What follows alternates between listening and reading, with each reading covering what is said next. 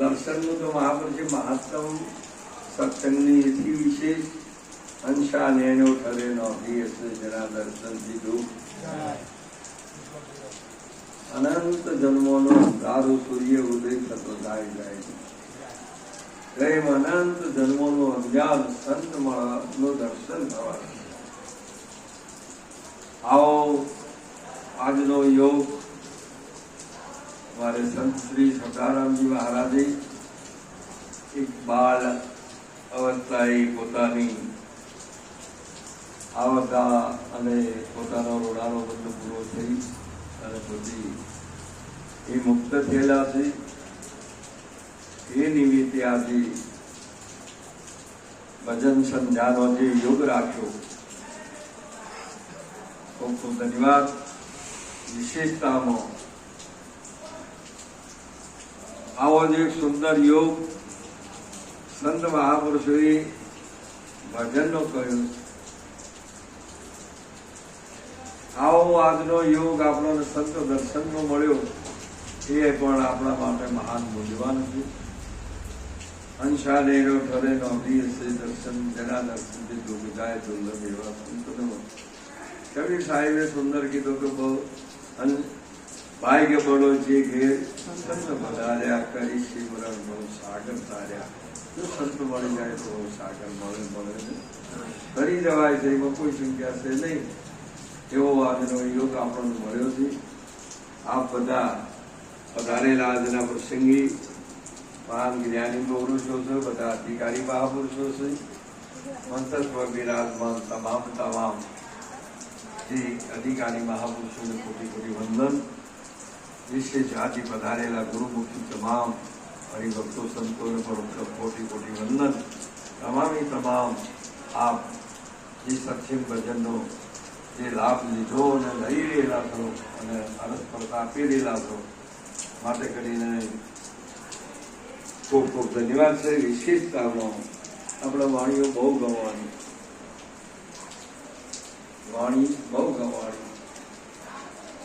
પરંતુ એ વાણી આપણને ઘાયલ કરે છે કે કેમ? આપણે હમા બોલીએ તો ગમે તેટલો બોણ મારો પણ એ એક ઉલટું બોણ આપણા હમું આવે છે કે કેમ? અને એ આપણને ઘાયલતા ના કરતી હોય, આપણનો રાહ જો અજ્ઞાનતા દૂર ના કરતી હોય અને કદાચ પરોક્ષમાં તમે જો એ દ્રષ્ટિને રાખતા હોય તો પરોક્ષમાં તો પરમાત્મા છે, બીજો કોઈ નથી. આ દ્રષ્ટિમાં તમારી જો ખુલ્લી જે હોય, સુંદર વાત કરી હતી મારા પ્યારા ગુરુજીનો પરવાનામાં દુનિયા શુદ્ધ અને એમાં સુંદર કીધું ગુરુ જ્ઞાન સાગરના છે મોતી. જ્ઞાન સાગર છે એમાં મોતી કોને કીધેલું છે? નિજ નામને કીધું છે, બીજા કોઈને કીધું. નિર્મળ બન્યા નિજ નામે મહાન. આવા નિર્મળ જો તમારી કાયા કઈ તમારી નિર્મળ, ત્યારે નિજ સ્વરૂપમાં આવો ત્યારે આ બધો બેઠો આ દેખાય. એ તો એક માતા પિતાના સહયોગથી કયો ઘર છે આ તમારું? મહાપુરુષે કીધું છે કે તમારો આ કૃત્રિમ આદેશ, આ કૃત્રિમ તમને દેહ મળેલો છે, આ ગરીથી મળેલું પેલા બેઠો. આ સરસ્વતીનું સ્વરૂપ કે માયાનું સ્વરૂપ ગણો, એનાથી આ દેહ મળેલો. આ દેહ તમારું ઘર નહીં. આપણે વિચાર કરીએ ને, આટલું બધો જગત શોક પામે છે, સંત મહાપુરુષ શોક નહીં પામતો. હમણાં સુંદર વાત કરી, જેમ રજોમાં સર્પની ભ્રાંતિ, અધિષ્ઠાનનું જ્ઞાન થયા સિવાય કોઈ દાડો સર્પ જાય. હવે આ સર્પનું અધિષ્ઠાન શું છે? દોરી છે, બીજું કોઈ છે? હારું, એ અધિષ્ઠાન એ દોરીનું જ્ઞાન નથી થયું તો એ જે કોઈ સર્પના રૂપમાં જે પ્રકાશિત થઈ રહેલું છે એ સ્વરૂપ કોનું છે? રજુનું છે, દોરડીનું છે. પણ તમારી મનની કલ્પના ભ્રાંતિ બુદ્ધિમાં જે ભેદ પડ્યો એ ભેદની નિવૃત્તિ ના થાય ત્યાં સુધી રજૂનું જ્ઞાન અધિષ્ઠાનનું જ્ઞાન થયા સિવાય કોઈ દાડો આ રજૂમાંથી સર્પ જવાનો આ અધિષ્ઠાન એટલે આત્માનું જ્ઞાન થાય. આપણે સોનાના દોરામાં અધિષ્ઠાનનું જ્ઞાન થયું એટલે દોરો જતો રહેશે. તમે હાલવા જો અને કોઈ નહીં અને કે મારે વેચવું છે તો કોઈ દાડો દોરાનો પૈસો કોઈ હાલે. આ એક તમારી એક મનની એક નક્કી આ અધિષ્ઠાનનું જ્ઞાન ના થાય ત્યાં સુધી કોઈ દિવસ આ રજૂવાનો સર્પ દાવાનો. મહાન પુરુષે કીધેલું કે આ તમારો સંશય છે એ મોટામાં મોટો સર્પ છે. એના જેટલો બીજો કોઈ સર્પ નથી. એ સંશયને નિવારવા માટે એક જ ગુરુ મહારાજનું શરણું છે. એટલે વાતે આવો એક ઉત્તમ મહિમા મળ્યો. તમારો મૂળ ઘર કયું છે એ આપણે વિચાર કરવો છે. એ તો આપણા મહાપુરુષે કીધેલું કે મન સ્થિર થયું, અસલ ઘર ઓળખાયું, ગુરુજીની દયા થઈ. હવે નહીં ભટકું, વાસ પૂર્યો ઘરમાં અહીં હવે થયું નથી. એ ઘર ગુરુજીની પાસે છે, જો સર્વે સંતોનો વાસો છે. તમે આઈ મળો તો દેશ ખાસો છે. મન સ્થિર થયું, અસલ ઘર ઓળખાયું, ગુરુજી દયા થકી. આવી સાચી વસ્તુ તમારો કાર વારંવાર મહાપુરુષે કે તમે ક્યાંથી આવ્યા પરિણામે ક્યાં જવાના એનો તંત્ર તમે તપાસો. એ તો આપ તો બધા જે ગુરુમુખી છો એમને તો ગમશે, પણ ના હોય એની આ વાત કરું છું. આપણે તો આ જે જીવન મુક્ત થઈને તો અમુક કોઈ મેળ આપણે જે કોઈ લેવા જેવું અધિકારીઓ પરણી પતિ હાથી સંબંધ છે એ વળી ચૂકેલી વાત. પણ જે કોઈને લગ્ન નથી કર્યું ને એના મનોવચન કર્મથી આવો એક વિવેક કર્યા સિવાય કોઈ દિવસ મેળ પડે એવો તેમ આવો સુંદર મહિમા આપણો ગુરુજી સમજાયેલો છે.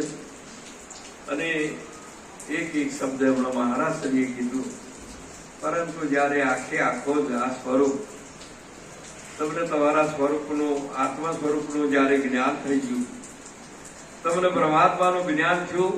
પરમાત્મા પણ સત્ય છે, તમારું સ્વરૂપ પણ સત્ય છે. અને એના હાથી જેટલું કોઈ વૈભવ છે ને જે કોઈ એનું છે ને એ પણ સત્ય છે ને.